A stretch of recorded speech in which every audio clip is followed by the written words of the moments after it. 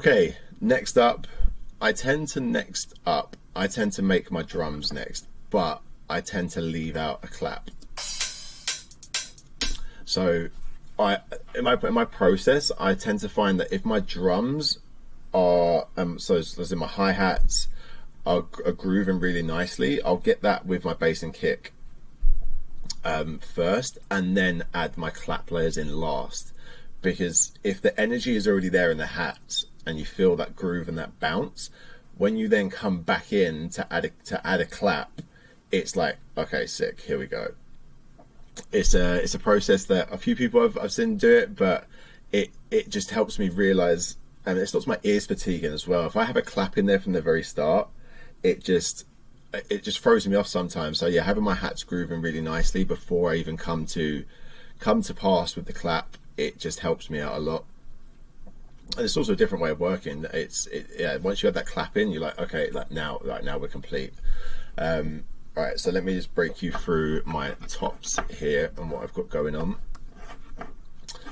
So straight off the bat, I have a closed hat,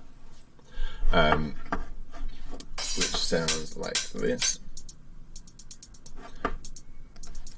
Just playing a little pattern. It's also on a pancake, so it has a slight pan to the left and right, just to give it a little bit of groove in the mix, and rather than it being so square all the time. I then have my first open hi-hat. This hat is one with a bit more body to it. It's a bit more like in the mid-range. I say mid-range, but it's still higher up, but it has like a lower body to it. And then I tend to layer it with a more like airy open hat as well, and then combining it with a really like open, like classic 909 hi-hat. So I always tend to layer up a lot of my sounds, just especially on these heavier tech house tracks. You need to fill out that sound, and these on their own would just sound way too thin.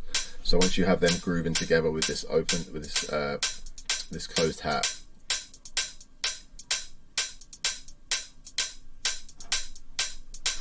complicate. So that's basically my tops. Very simple, 1, 2, 3 layers there, and then I have a ride that introduces later on, but we'll get to that once I start talking about arrangements and stuff. So yeah, very simple tops. And let's play these along with the kick, and then we'll go in and add the claps. Alright, so let me do kick and bass.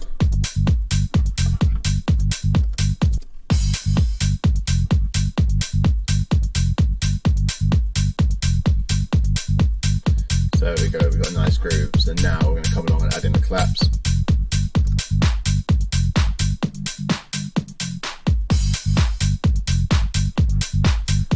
And now let's go in and have a look at these claps. So I always say, like I was layering my sounds, I always tend to layer my claps and my snares. So this is like